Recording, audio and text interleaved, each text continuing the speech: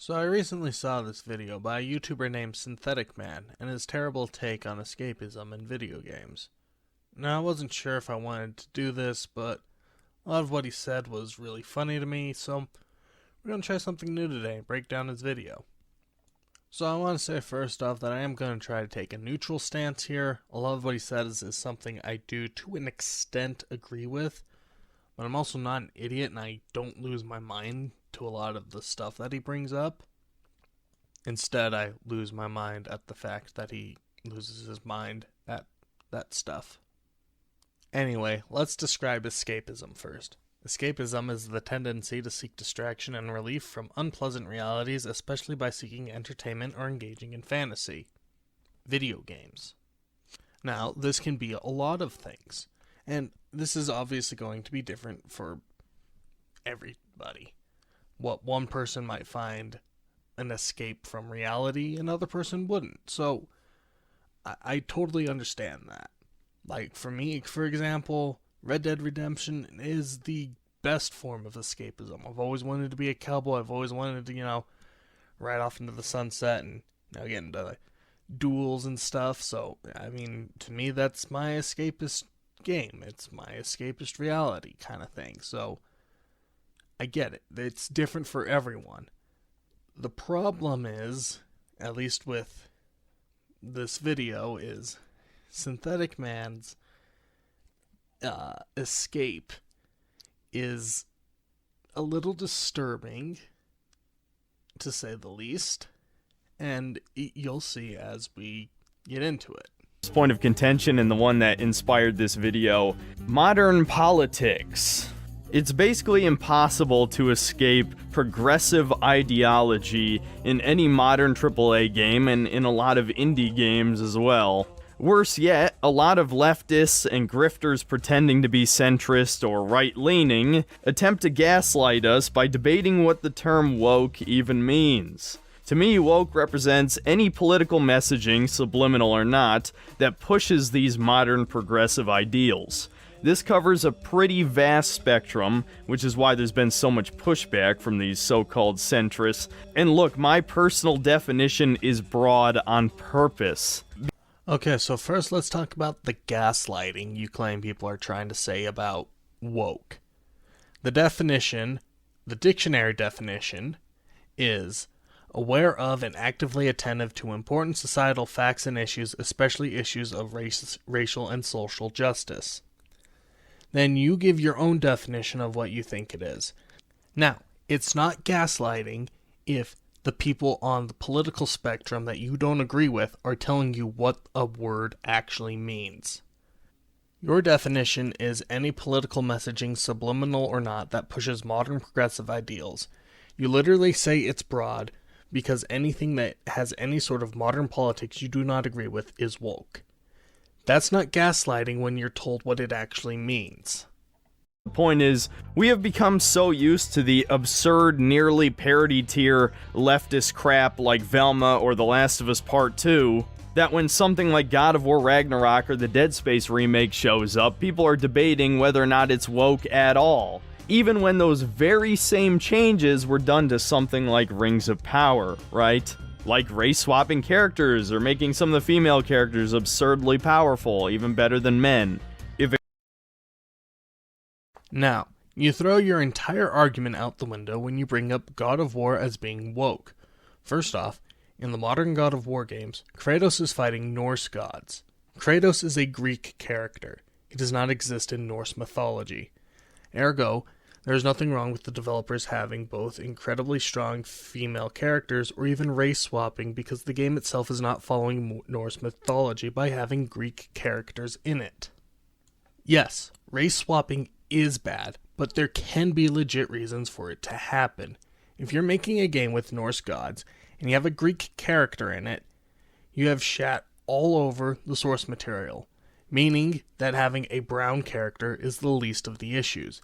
You can't say that you want to make a game based off of someone's folklore and then take stuff from other folktales and say, no, we want it to be accurate to the source material. You're already bastardizing the source material, essentially making it your own story. There's nothing wrong with that.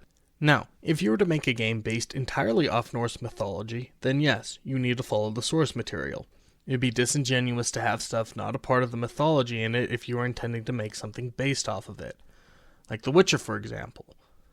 But if you're going to cookie cutter your own stuff into it, you are no longer making an adaptation of that mythology, you are creating a new story with elements of it. In that case, do whatever you want. You bring up Rings of Power as your argument. Rings of Power is trying to be a story set in Middle-earth based off of Tolkien's writings. God of War Ragnarok is a game that's pulling from Greek and Norse mythology to make for a fun adventure hack and slash. There are two different things at play. Rings of Power wants to be, I think it's supposed to be the prequel to The Lord of the Rings and The Hobbit. It wants to be Tolkien's work, but their version of it. Now, there's a difference to that. The difference is, at least from what I've seen, all the marketing says that it's supposed to be accurate to what Tolkien wanted. That's obviously not the case at all. The marketing I've seen for God of War does not say anything about it being accurate to Norse mythology. Comic book movies do this all the time. The MCU, the DCU, even before that. There have always been adaptations of different comic book stories that do their own thing. That's why in The Batman, there's nothing wrong with James Gordon being black. It's simply people taking the source material and doing their own thing with it. They're not trying to adapt any specific Batman comic. They're making their own story based off of the lore and material of Batman. It would be like if in the Harry Potter movies, for whatever reason, they casted Harry as a black man, but everyone else was white. There's a difference there because the Harry Potter movies were set to be adaptations of the books. It counts as woke for TV, why is it not woke for video games? Well, that's a subject for a different video. The point is, when I see this stuff, especially when it's a remake, and it obviously wasn't in the original, then obviously that's going to bother me because it was a change made on purpose by developers to push subliminal messaging, like the all-gender bathroom in Dead Space Remake. Unisex and all gender are not the same fucking thing, especially when they use the pedestrian icon that obviously represents trans people being like half male, half female or whatever. If it just said unisex, I honestly would not have given a fuck. Dead Space having an all-gender bathroom is not the same thing as race swapping. Plus, yes, unisex and all gender is the same thing. Unisex means anyone. All gender means anyone. The fact you care at all about that in a game really shows what kind of person you are.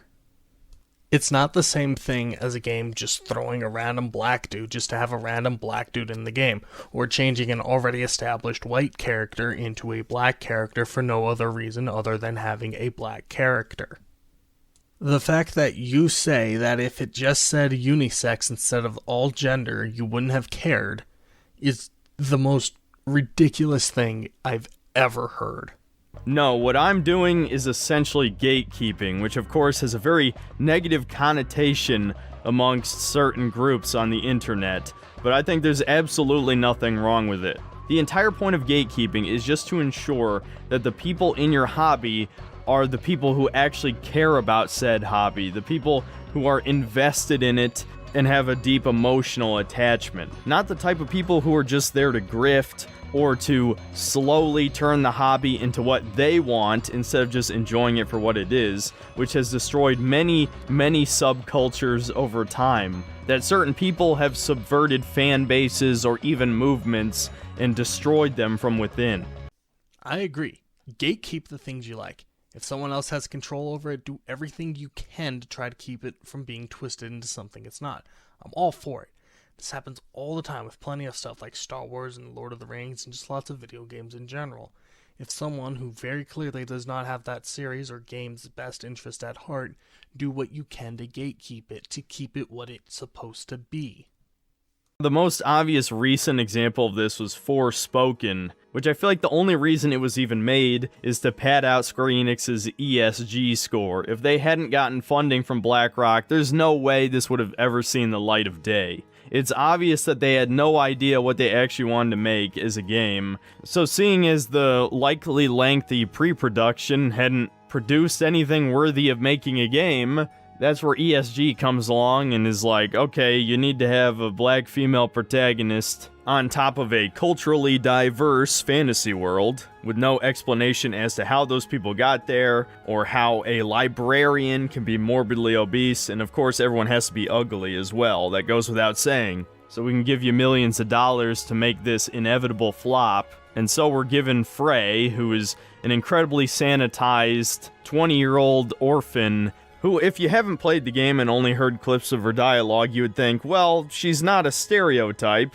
at the very least, except for the fact that she's committed 3 felonies, has spent a considerable amount of money on sneakers despite living in a shithole, she works for a gang, and honestly the list goes on. I covered it in my review if you're curious. Now, I've never heard of Forespoken, so I have no idea what it's about or just anything about it at all. So I'll give you a pass on this one, but I still want to mention a few things.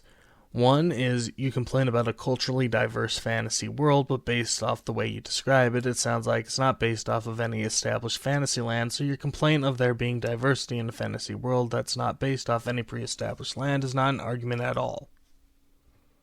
If the character is just thrusted into the world, we don't necessarily need an explanation as to why there are black people, as to why there are Asian people, as to why there's Hispanic people in this world. And 2, what does a librarian being morbidly obese have anything to do with anything? Was that a joke? Because if it was a joke, that went over my head. Now, with all that said, it does sound like a terrible game. What with the main character being a stereotype and all the other stuff you said. So, I'll let you have this one. Another example of a game that kind of ruined my escapism is Far Cry 6. The story felt like it was more about these smaller rebel groups that you unite together to form Libertad. And of course these smaller groups were a reflection of the developer's ideology.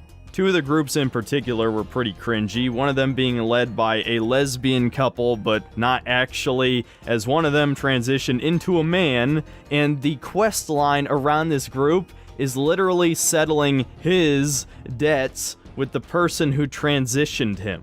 You can't argue that that's not woke. You are taking the player hostage and forcing them to engage with something they probably don't even believe in. And the other member of the couple is even worse. She's a psychotic bitch who thinks it's okay to kill people because they misgender your boyfriend. Now, let's talk about his Far Cry 6 hot take. Now, Far Cry 6 has a lot of issues, but his main issue is that in Far Cry 6 there's a quest line where you have to help a trans couple, with his argument being that some people might not agree with trans people. I'm sorry, but if you don't agree with trans people, you're transphobic. I hate saying that because that word gets thrown around so loosely these days, but that's just the case. You don't have to like trans people. You don't have to respect them, but you can't say you don't agree with them on transitioning. They are not a man. They are a woman born in a man's body. Or they're not a woman. They're a man born in a woman's body. Some people were just born in the wrong body. I understand that's hard to comprehend, but that's just how it is. So I'm sorry, but if that's your argument about the trans group in the game, you're just not making yourself look good here. And I know at least one person's going to argue that I took context out of that scene because this blonde woman apparently ran some kind of academy for brainwashing people, which again just feels like pure projection on the developer's part, as we all know what ideology is being fed to people in American universities, at the very least. Not to say it can't go both ways, but this bitch is just straight up unlikable. She puts a gun to a horse's head. No, that's not a zebra, it's just painted to look like one, and is obviously unstable to any normal person watching this shit, but because she's LGBT, we're supposed to let it slide. Now, let's dissect his issues with the characters themselves. Well, they're psychopaths who murder people who offend them. Yeah, okay, fair enough, but you also have to remember everyone in Far Cry is a psychopath. Far Cry 5 has a flamethrower-wielding maniac who takes active joy in killing drug-addicted, lobotomized victims of the cult. No one says they have to brush off their actions just because they're LGBT. You're saying that because you don't like the fact that there's trans characters in the game. Far Cry 6 is about taking down Hispanic Hitler. He's actively committing ethnic cleansing campaigns across the country. Yeah, a transgender person probably would be a bit unstable, especially one who's not a soldier and is responsible for a lot of people. Fuck's sake, Danny, the playable character you were too lazy to check your footage on for the name of, is also a psychopath who enjoys brutally decapitating and murdering the soldiers he's fighting. Everything you do in every single Far Cry game is violently murder people without remorse to survive. Your argument here really does scream you just hate trans people. If your argument was they put trans people in but they didn't really flesh them out, sure, that's fair, but you didn't do that. You got upset that Ubisoft had a trans person snap while in an incredibly stressful situation, having been fighting for their lives for years. Yes, you could make a case for tokenism on these characters, but that's not what you're doing, and if you are, you're doing it in a terrible way. The other cringy group were the Zoomer communists, and I'm not even saying Zoomer as an insult here, that was the entire point of their group. And they reunite with the original communist revolutionaries, which obviously the country of Yara was just supposed to be Cuba, so you can see where the parallels are there. And in a brief moment of lucidity, the communists from the 60s realized that their Zoomer comrades are more radical than they are, basically wanting to burn everything to the ground. But I don't think that's what the messaging was in the cutscenes. That's the weird fucking part. A huge criticism of Ubisoft games from both the left and the right is that they never commit to any kind of real political messaging in their games. They don't seem to follow an ideology left or right, trying to play down the center. A bunch of game journalists threw a hissy fit over Far Cry 5 for this very reason, because originally they thought it was going to be an anti-Christian game. So all the fedora-tipping atheists were getting a hard-on at the prospect of yet another piece of propaganda demonizing one specific religion because they hate their dads. And then it turns out, no, it was just about a crazy cult, and there's plenty of good Christian dudes in Montana, which is much more true to real life. The problem is, with Far Cry 6, they kind of went in the opposite direction, but didn't commit all the way. I mean, it certainly is much more pro-leftist than previous Far Cry games, but it has this ludo-narrative dissonance problem where you're supposed to be the freedom fighters, yet you kill hundreds, if not thousands, of people over the course of the game. Now let's address your issue with Ubisoft not taking a political stance. Why is that an issue? Far Cry games are generally pretty basic in their politics, assuming they even have them. The first one had like mercenaries and zombies or something. I've never played that one. The second one was you hunting down a weapons dealer while playing soldier for two different warlords. Wasn't really any politics there, it was just two different warring factions that you chose which one to work with. The third one was just fighting pirates or mercenaries. Far Cry 4 was the first Far Cry to introduce a political spectrum where Pagan Min was in the middle of a civil war and you were forced to join the rebels because of circumstances. But nobody cared about the politics there because Far Cry is not about politics, it's about killing people in an open world environment. Far Cry 5 also had political themes with you fighting a tyrannical cult. One of the good guys was a satirical take on Donald Trump. The good guys were also Christians. How on earth are you going to make the claim that Ubisoft is a bunch of left-leaning sellouts now when Far Cry 6 dares to explore the politics of Yara? The resistance fighters in that game do terrible things because they're in a terrible situation. You, the player, do not have to do these terrible things if you don't want to. Far Cry 6 has issues, I'm not debating that, but a Gen Z communist group being ridiculed by an old school communist group is a nice touch because one side is so incredibly violent. The point of that cutscene was the two groups begrudgingly joining forces to take on a much bigger threat, that being not Castro. Now, this might be beating a dead horse, but obviously The Last of Us Part 2 is probably the most infamous example of being unable to escape propaganda in modern games. Despite the fact the apocalypse took place in 2013, which is a few years before the trans movement even started, one of the major characters in the game, Lev, is trans.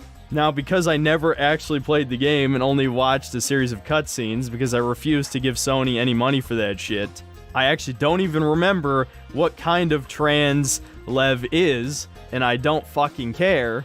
But the fact that we are led to believe that trans people would exist in a post-apocalyptic wasteland where people are struggling to even get food or shelter and people are still killing each other and zombies are infecting people, we have time to talk about gender, and I'm not interested in debating this with anyone until every single one of you has read the atrocities that John Money committed. So we have that. We have the fact that Abby is obviously a roided out monster, which I feel like would be a huge waste of resources in the apocalypse to give steroids to a woman instead of a man.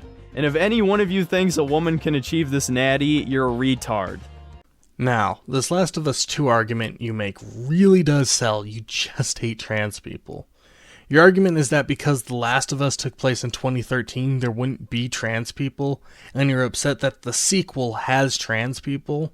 Like, seriously? That's actual transphobia. Look, I get it's a hard concept to understand, but trans people existed and have existed long before the trans movement. There being an apocalypse doesn't mean that someone wouldn't be trans. Now, unlike your other games that you've mentioned, The Last of Us actually takes time to develop its characters. So no, you can't even make the argument that it's just tokenism. The Last of Us is one of the few games that actually cares about trans people and its other characters, and doesn't just throw in a diverse group for brownie points. You're also upset that Abby, someone who goes out on dangerous missions into dangerous areas with infected monsters, is buff. Come on, don't make me have to start pulling out shitty SJW arguments. Yes, men are generally stronger than women, and if the man was the one going out on missions, it would make sense to give them the steroids. But the man isn't. Abby is the one going out on missions, and she's a much better fighter than him. Just because men typically are stronger than women doesn't mean all men are, and just because a man might be stronger than a woman at something doesn't necessarily mean he's better than her. And of course, there's all sorts of other weird red flags, like visiting a synagogue for no fucking reason. And again, can't even get into it or I'll be demonetized, shadow banned, all that shit, but it is weird that we get a mini history lesson on Judaism in the middle of this zombie apocalypse story. And on top of that, a major story point is Ellie and Big Schnoz's lesbian relationship and how an Asian guy gets cucked and they're gonna raise his baby. Man, this rabbit hole just goes deeper and deeper. There's a reason why pretty much everyone hated this game. Also, why the fuck is it an issue that you visit a synagogue in the game and someone explains the purpose of the synagogue? A minute ago you were praising Far Cry 5 for having evil and good Christians, but now that we visit a Jewish synagogue, that's propaganda? Are you serious? Please, just don't ever touch the World War II genre. You can't sit here and say that, oh, Far Cry 5 was fine, but The Last of Us 2, now that's crossing a line. Far Cry 5 is all about Christians. And that's not crossing the line at all, but a synagogue and Judaism and The Last of Us is? I'm not going to call you a Nazi because you're clearly not a Nazi. But my god, dude, what the fuck? Yes, there are issues with The Last of Us 2, but what you're pointing out aren't issues. They're you being upset because it's not straight or Christian. If you wanted to point something like that out for pushing the message, there are thousands of examples in gaming that you could have chosen. The Last of Us Part 2 is not one of those. That doesn't mean you can't criticize it, but it means that critiquing it for those reasons makes you look like an idiot. As for the indie side of things, I can cut these guys some slack because on some level I do believe that there's nothing wrong with making your creative vision as long as it's a unique IP that you came up with. But it is a shame when you have a game like A Hat in Time, which on the surface, you're just playing as a little girl in a collectathon 3D platformer adventure, and it's a great game. I'd recommend it to anybody who's a fan of the genre. But of course, there is a trans flag in the game. And look, I've now had to cut 2 rants too edgy for YouTube about this specific issue. So I'll just try and put it as plainly as possible.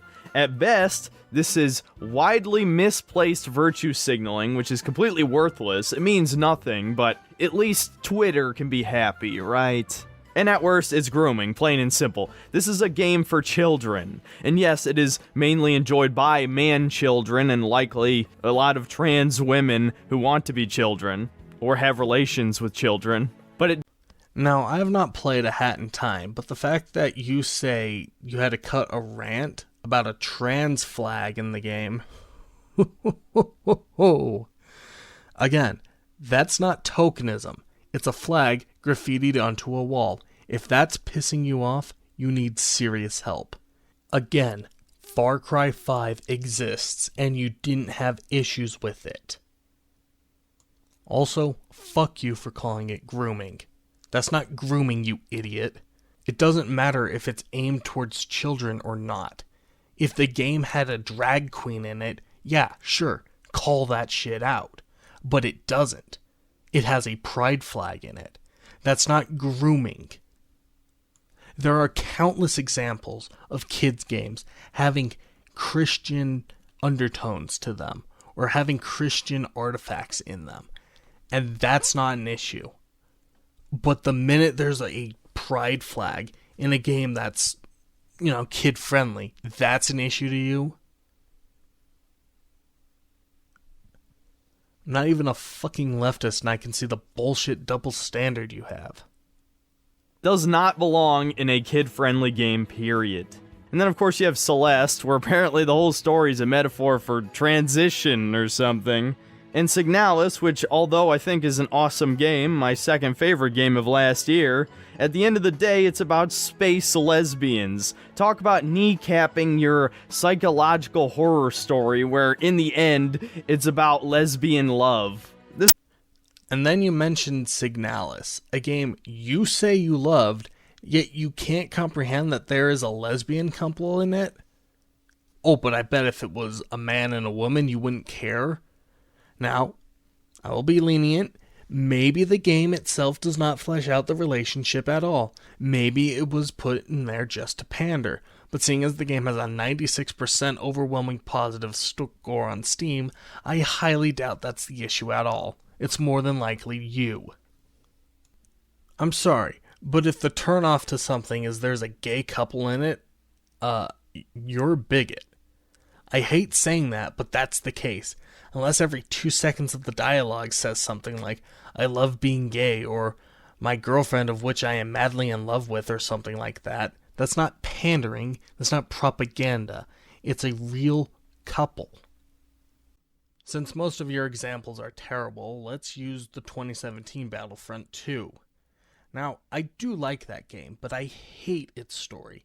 And that's because, surprise, surprise, it actually does try to push the fact that they have a strong female protagonist. She's a stormtrooper that wears a helmet, and yet every chance she gets, she takes it off to remind the audience who she is.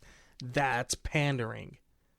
Also, what the fuck do you mean by kneecapping your horror game with having lesbian love? Are you saying that lesbians are scarier than anything else? Because if you are, you're admitting you're afraid of gay people. This is what I'm trying to tell you guys. I could probably come up with like a million examples from the past 5 or 6 years especially. But it just feels like it's impossible to escape people's ideology anymore. It's not that older games didn't have political undertones. Of course they did. A lot of games people love have huge political undertones, like BioShock, right? It's just that the nature of the politics have become so cringe and quite literally gay.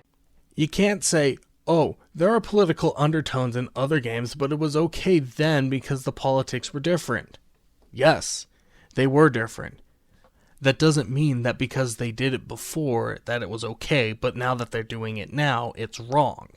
Especially since when you say they're doing it wrong is when it's politics you don't agree with. Now to get to the next major issue that is destroying escapism. Remakes in general have just become soulless cash grabs. They're impressive at face value, but real fans of the original will notice the many flaws beneath the surface. I already brought up Dead Space Remake at the beginning of the video, and even ignoring all the wokeness stuff, there's plenty of other minor flaws that game has which are obvious if you recently played the original. It's obvious to me that the developers at Motive are massive pussies, because everything about the necromorphs, whether it's just the looks, or the sound effects, or the animations themselves, are less scary than the original. And now I'm somebody who's not really scared by any action horror game. If you put a gun in my hands, a game instantly becomes way less scary. That being said, this is even less scary to the point of several moments in the game being goofy, just because these developers don't understand that animation and sound design are extremely important to horror. If something sounds goofy or looks goofy, boom, immersion is destroyed. Now, I do agree. A lot of remakes are soulish cash grabs that generally don't respect the original. I don't think that's ever going to change, sadly. Dead Space is not one of those, at least from what I've heard.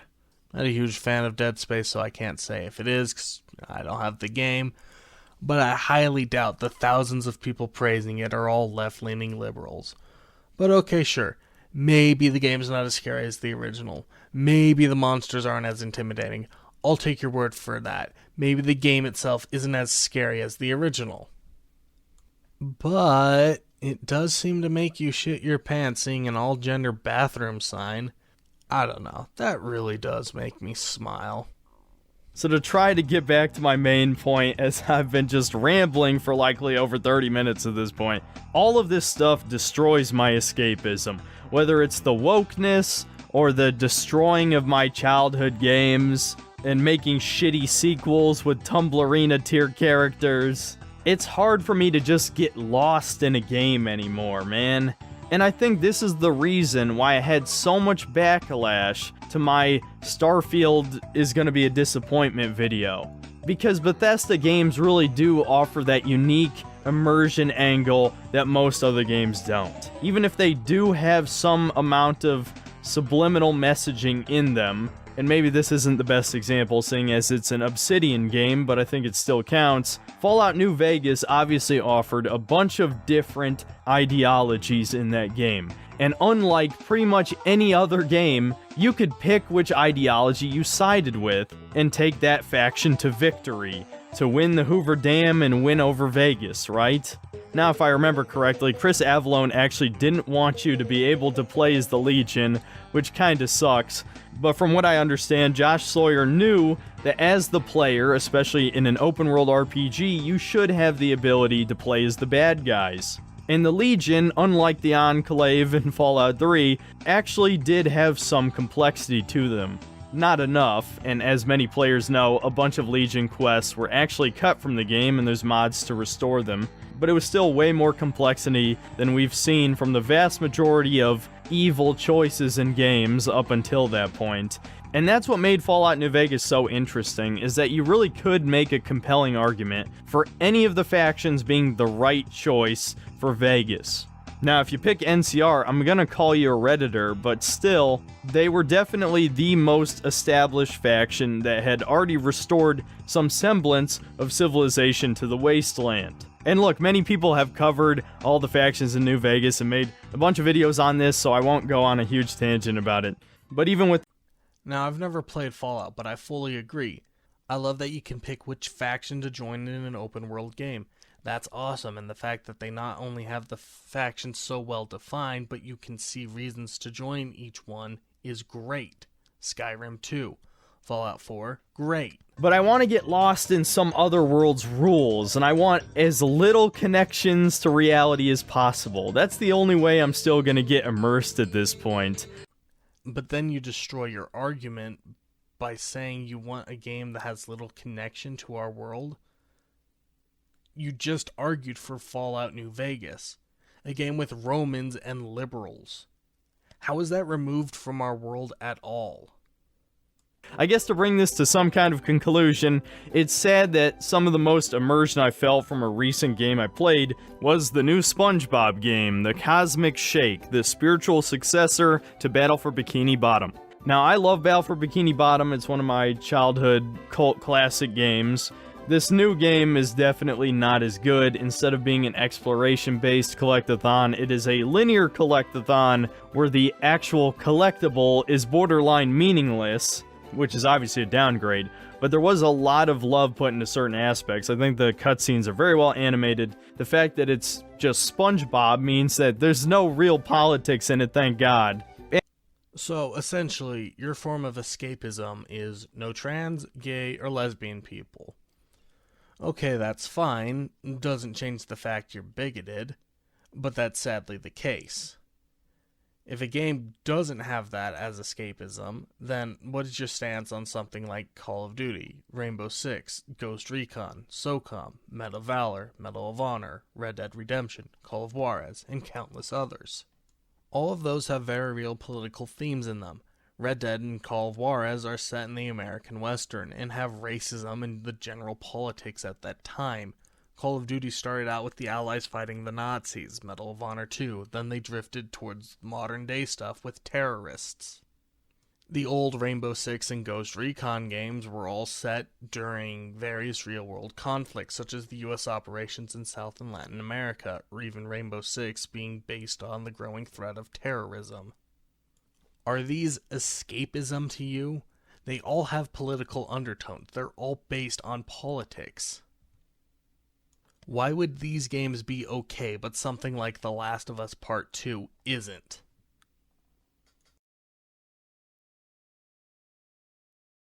There is a huge difference between a well-written character and a character that was designed to be diverse. The examples you have given do not fit this. That trans character in that Assassin's Creed game? Yeah, call that out. Iden Versio from Battlefront 2? Call that out. That random black soldier in COD World War II? Or the entirety of the diverse cast in COD Vanguard? Call that out. Those are valid arguments to make. Not only are they inserted to say, we have this character here, but they also make no sense historically. Yes, black people fought in World War II for the US, but it was limited, and the portrayal of it in COD World War II was just to have a black man in there. He's not explored at all, he's just there just to be there. These could have been your argument, but instead you picked some of the worst examples for your video. I know that this video was me mostly ragging on him. Like I keep saying, there is a valid argument to make about, quote, woke politics in video games. However, these examples he picked are the exceptions, or at least most of them are. Plus, most of the argument anyway is that a person of a different demographic is focused on. That's not a bad thing in the slightest. What turns people like me off from the quote woke politics is when said character is simply a progressive character for the sake of being progressive. The examples picked aren't that. They serve the story in a meaningful way. And even if a game does insert a gay character for the sake of having a gay character, I don't use that as an excuse to hate on gay people. Synthetic sadly does. And that is mostly why I wanted to make this video. His video was simply used as an excuse to be bigoted, and as much as that word is thrown around willy-nilly nowadays, he sadly fits this definition, and I hate having to say that. Instead of bringing up legitimate examples and actually bringing something to a conversation, he just ended up repeating the same old arguments. This character is woke because blah blah blah. This character is woke because blah blah blah. And the examples that were picked were the complete opposite of what he wanted.